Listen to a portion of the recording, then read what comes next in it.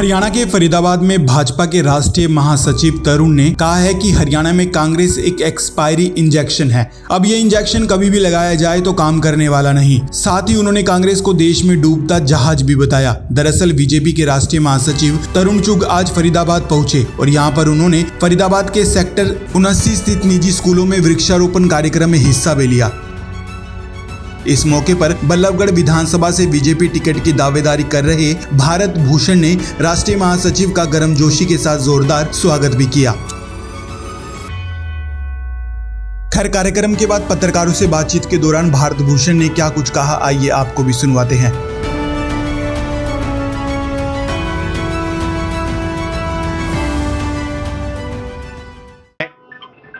पर्यावरण दिवस के शुभ दिन पर पूरे देश को आह्वान किया कि हमें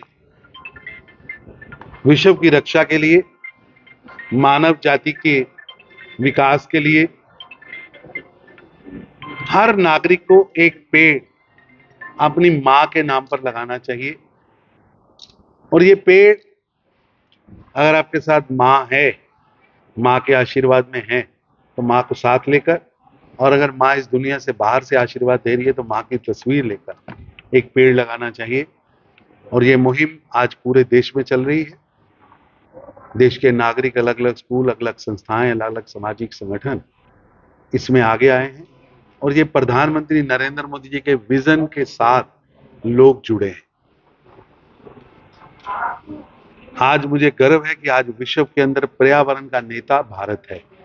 आज विश्व की पर्यावरण नीति को कोई प्रभावित कर रहा है तो भारत है, क्योंकि भारत के डीएनए में नेचर के प्रति एक अलग तरह का झुकाव, अलग तरह का प्रेम, एक अलग तरह का जुड़ाव है।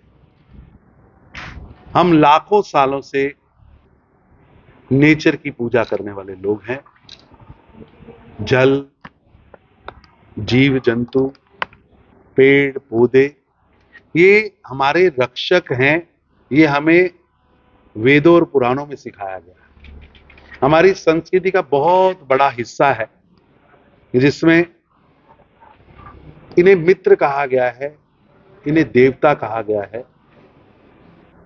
और आज विश्व के अंदर ये संदेश देने में भारत कामयाब हुआ है।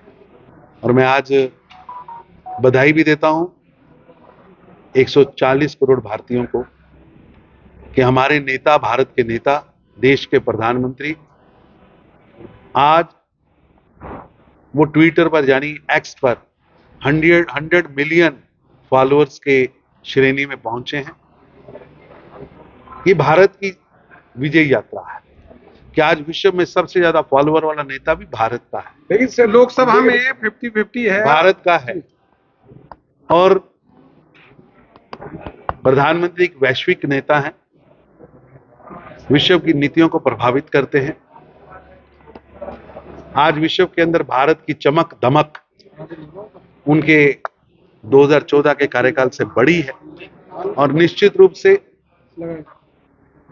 उन्होंने देश के गरीबों को सामने रखकर गरीबों के मसीहा के रूप में काम किया है। और आज जनता का आशीर्वाद स्पष्ट दिख रहा है। लोकसभा में भी 50-50 है, आगे विधानसभा के चुनाव है, क्या कुछ तैयारी, किस तरीके की रणनीति रहने वाली है? ऐसे देश के अंदर भारतीय जनता पार्टी को कांग्रेस से 10 करोड़ ज्यादा वोट मिले। जनता का आशीर्वाद, चाहे वो विधानसभाएं हो, चाहे लोकसभाएं हो, चाहे वो राज्यसभा हो, चाहे विधान परिषद हो, भारतीय जनता पार्टी को देश की जनता ने खुलकर आशीर्वाद दिया है। आज देश में लगभग 20 प्रदेशों में भारतीय जनता पार्टी की और एनडीए की सरकारें हैं। पर जो लोग भ्रम पैदा कर रहे हैं, जो लोग झूठ की राजनीति चला रहे हैं, उनको इस देश की जनता ने अभी भी 3 डिजिट में सीटें नहीं दी। इतना झूठ, इतनी नफरत की राजनीति, इतनी भ्रम की राजनीति के बाद भी उनका आंकड़ा 3 डिजिट में नहीं पहुंच पाया है। ये सबक है कि 3 बार जनता ने उन्हें विपक्ष में बिठाया और 3 डिजिट पार नहीं करना। इसके बावजूद अहंकार चरम पर है, रस्सी जल गई लेकिन बल नहीं गया। और मैं धन्यवाद करता हूं कि जिस तरह कल 25 जून को संविधान बचाओ दिवस के रूप में मनाया जा रहा है। ये बहुत बड़ा फैसला है। जिन्होंने कल 25 जून नहीं, ऑर्डिनेंस जारी हुआ है 25 जून को अगली बार से, हाँ, लेकिन 25 जून का फैसला हुआ है। मैं समझता हूँ ये बहुत बड़ा दिन है कि जिन्होंने 25 जून 1975 को देश के संविधान को कुचल दिया, जिनके अहंकार ने नागरिकों के अधिकार छीन लिए, बोलने के अधिकार छीन लिए, देश के अंदर लगभग 1.5 लाख नागरिकों को मीसा में बंद कर दिया, मीडिया की आवाज, नागरिक की आवाज, समाचार पत्र की आवाज सब बंद कर दी, पत्रकारों को, सामाजिक नेताओं को, राजनीतिक नेताओं को जेल में बंद कर दिया। लेकिन कांग्रेस कह रही है घोषित इमरजेंसी अभी भी है। ये 25 जून 1975 के काले अध्याय को हर स्कूल कॉलेज में पढ़ाना चाहिए सर, ताकि इंदिरा गांधी जैसा तानाशाना पैदा हो सके जो देश के संविधान को और नागरिक के मूल अधिकारों को छीन। हरियाणा में कांग्रेस को भी इलेक्शन है, कांग्रेस आरोप लगा रही है। ऐसा है कि आपने कहा कि कांग्रेस कह रही है घोषित इमरजेंसी है। देश के अंदर एक भी पत्रकार बताइए जिसे जेल में भेजा हो, एक भी व्यक्ति बताइए जिस पर बिना केस के मीसा लगी हो, और उन्हें अपना चेहरा बार बार आईने में दिख रहा है। भयानक है।